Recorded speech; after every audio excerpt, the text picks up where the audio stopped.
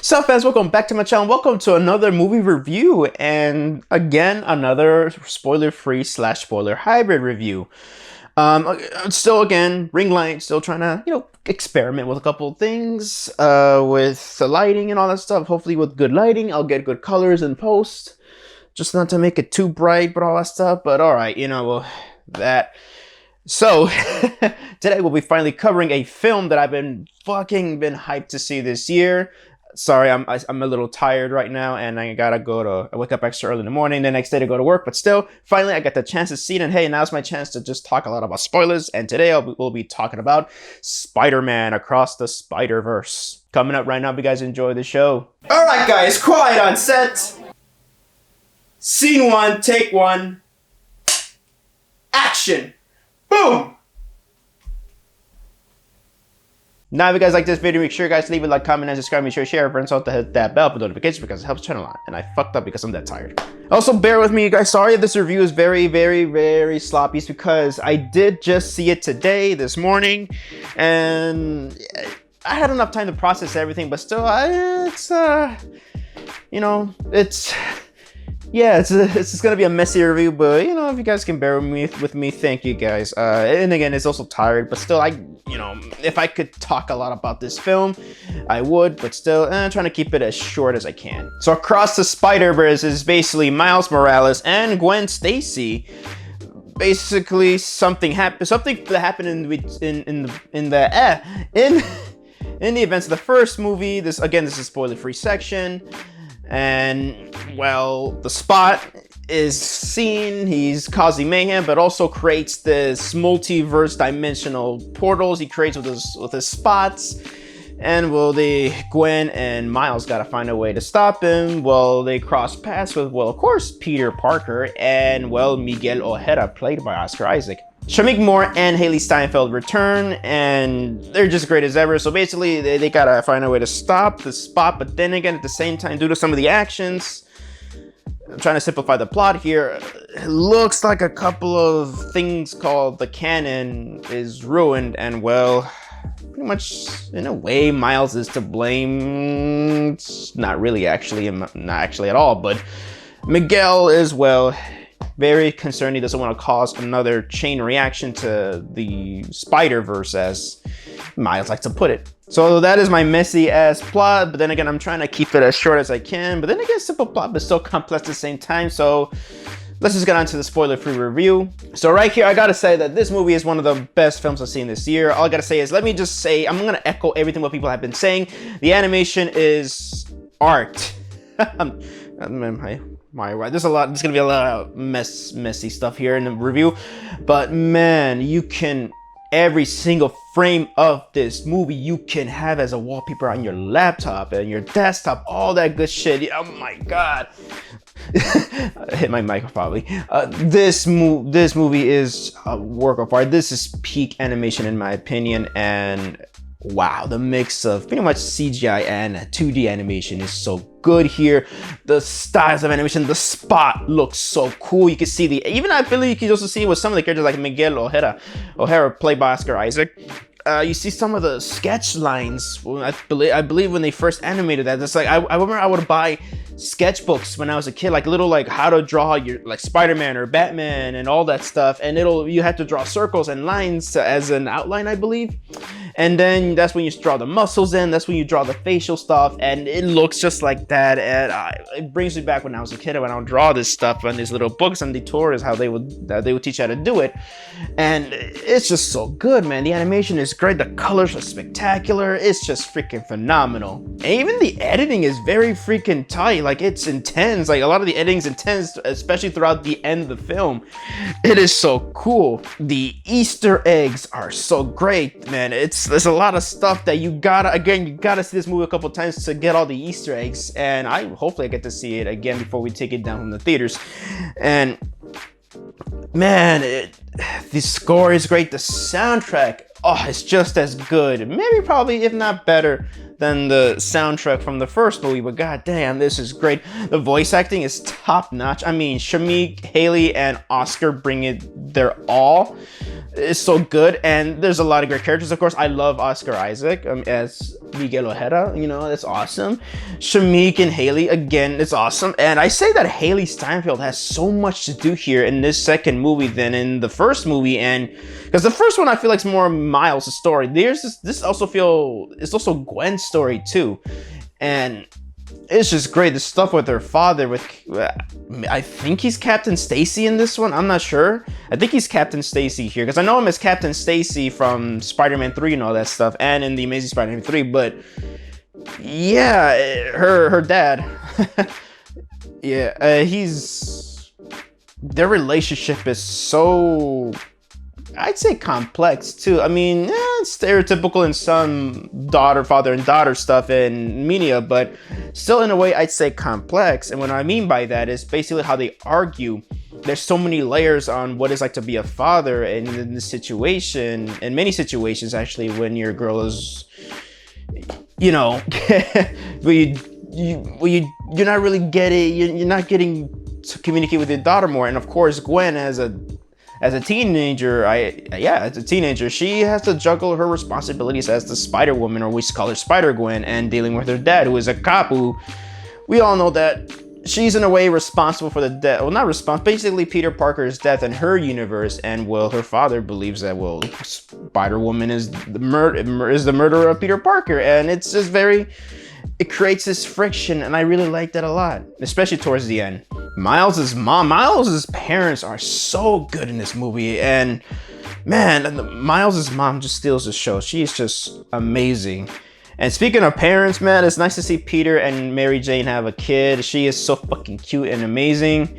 Oh man, the Spot is freaking funny as a villain. He's funny, but then he becomes very threatening near the end, in my opinion. It is so cool. And of course, we also have another Spider-Woman, and I like her a lot. You know, it's very good, and it's nice to see of course, that you've seen it in the trailers and everything, in the marketing, where you see the multi-Spider-Verse, and it's just funny. Again, it's one of those amazing moments where I like how the Easter eggs there are so tastefully done there. It is so good.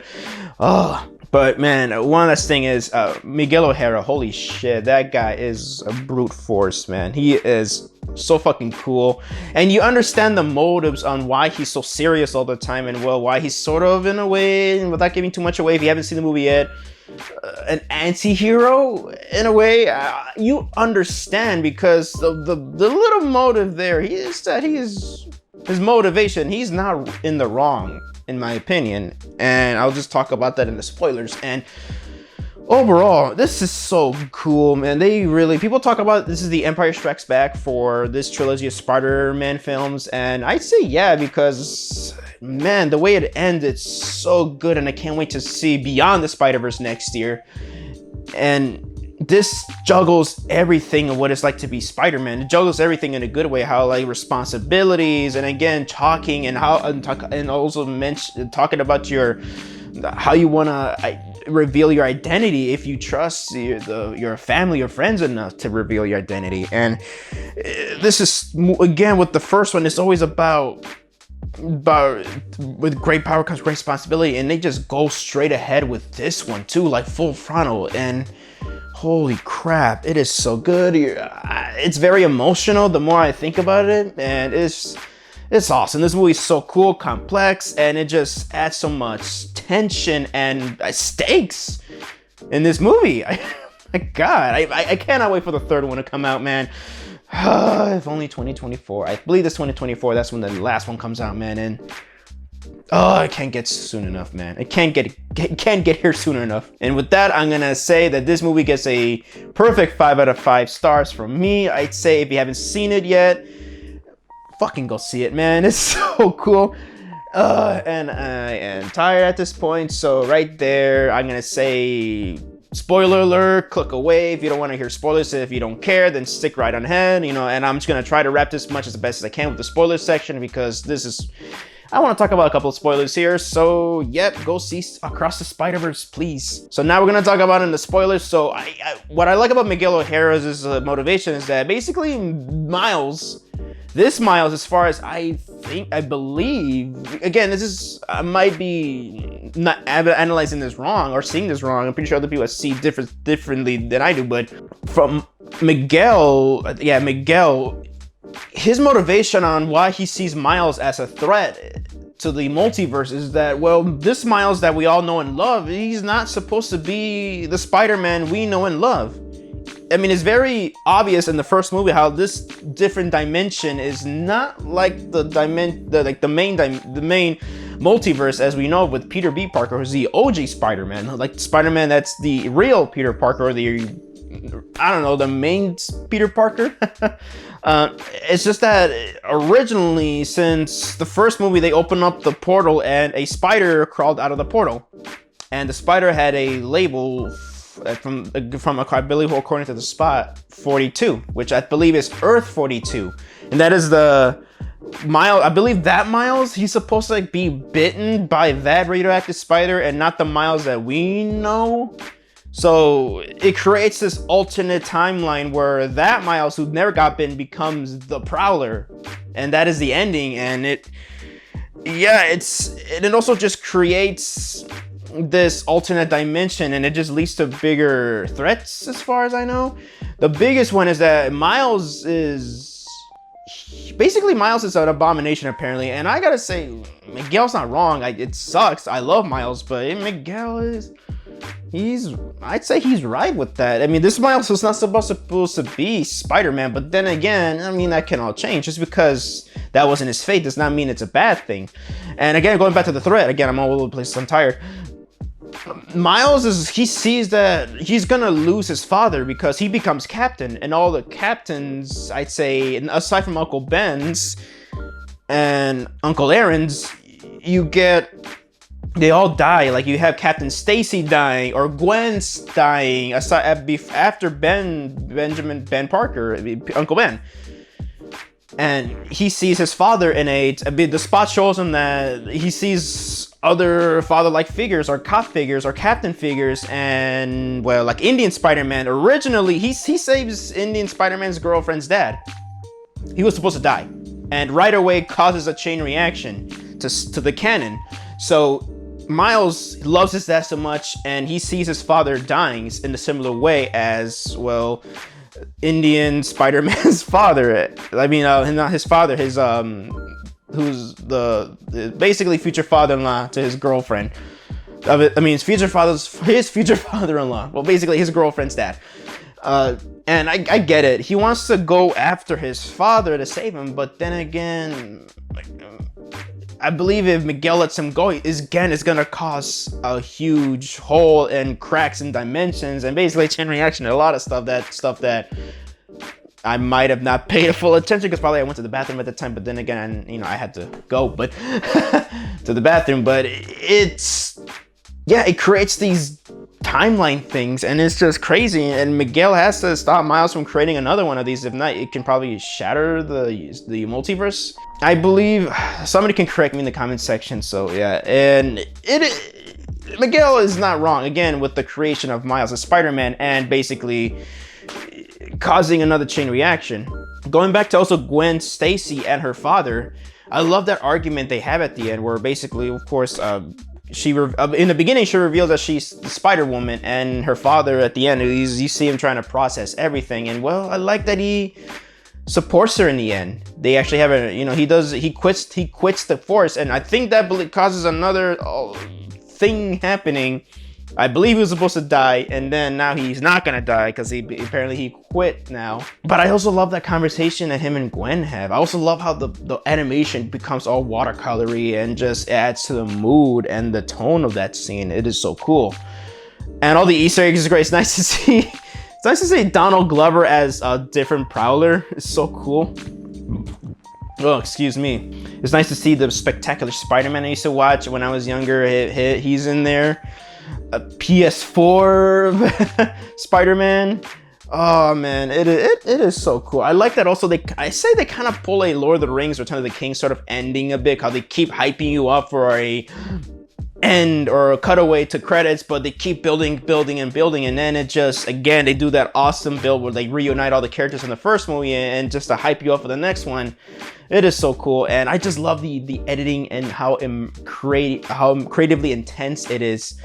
With, you believe that Miles made it home, but again, I think due to because he goes in this machine and then identifies, I believe, is like what kind of spider he had in, I believe, and he had the 42 spider, radioactive spider, and it probably sent into that dimension instead of his actual dimension. And holy crap, just seeing, just when he just reveals himself that he's Spider-Man in front of his mom, and like there's no Spider-Man there. Holy crap, and just seeing a different Miles as the Prowler. Shit. I'm hyped for that, man. Oh, super duper hype. And, you know, I like that 1960s Spider-Man cameo that I had. I like all the cameos. And Spider-Punk, played by Daniel Kaluuya. Oh, he takes the mask off. He looks cool. He's such a cool dude. I love him, man. If they have an action figure coming out with him, I gotta have it. I gotta have Spider-Punk. I gotta have a Miguel O'Hara Hot Toys figure. I gotta have a Spider-Punk figure.